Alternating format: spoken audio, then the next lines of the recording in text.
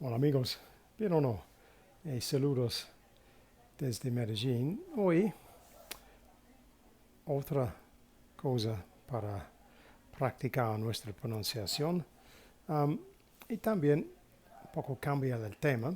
Hoy este texto es con nuestra poeta nacional de Inglaterra, William Shakespeare. Es algo por muchos años en el pasado, es un tipo de inglés poco raro, pero también esencial para entender los ingleses.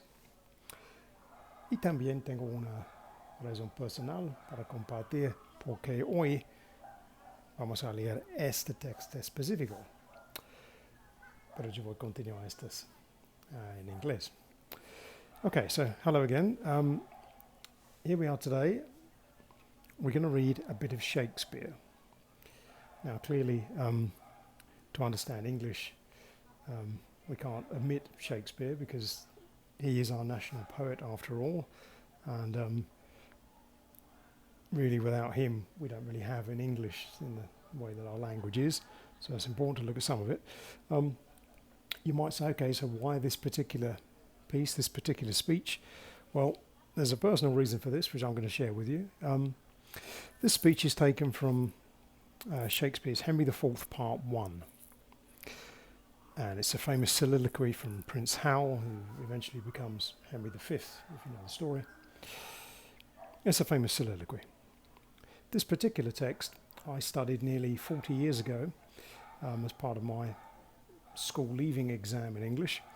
And my splendid teacher at the time, a gentleman, Mr. Geleert Antony-Roberts, a teacher of tremendous passions for literature and a willful eccentricity, but a tremendous man. And regrettably, I found out the other day in the conversation with a friend of mine who I hadn't spoken to in many years, that unfortunately Mr. Andy Roberts died a few years ago. So I personally was not able to thank him really for the debt I owe him, because without his enthusiasm for this text and other ones like this, I honestly don't think I would have begun my journey into enjoying a study of literature and history in the way that I have, and therefore I wouldn't be doing this now. So, Mr. Andy Roberts, again I thank him, and may he rest in peace. So, that's why we picked this one today. If you'll forgive me, a little personal interlude perhaps, but we're going to read this out. Now, you might notice that this type of English does sound a little bit different from perhaps what you're used to at the moment, but follow along. It's a good one to practice and see what you think. I know you all, and will a while uphold the unyoked humour of your idleness. Yet herein will I imitate the sun, who doth permit the base contagious clouds to smother up his beauty from the world, that, when he please again to be himself, being wanted, he may be more wondered at, by breaking through the foul and ugly mists of vapours that did seem to strangle him.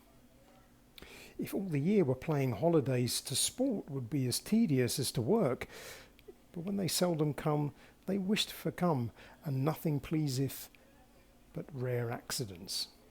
So, when this loose behaviour I throw off and pay the debt I never promised, by how much better than my word am I, by so much shall I falsify men's hopes, and, like bright metal on a sullen ground, my reformation, glittering o'er my fault, shall show more goodly and attract more eyes, than that which hath no foil to set it off. I'll so offend to make offence a skill, redeeming time, when men think least I will. There we are. So, hope you enjoyed that one. And déjame saber en los comentarios. So for now, from Medellín, cheerio.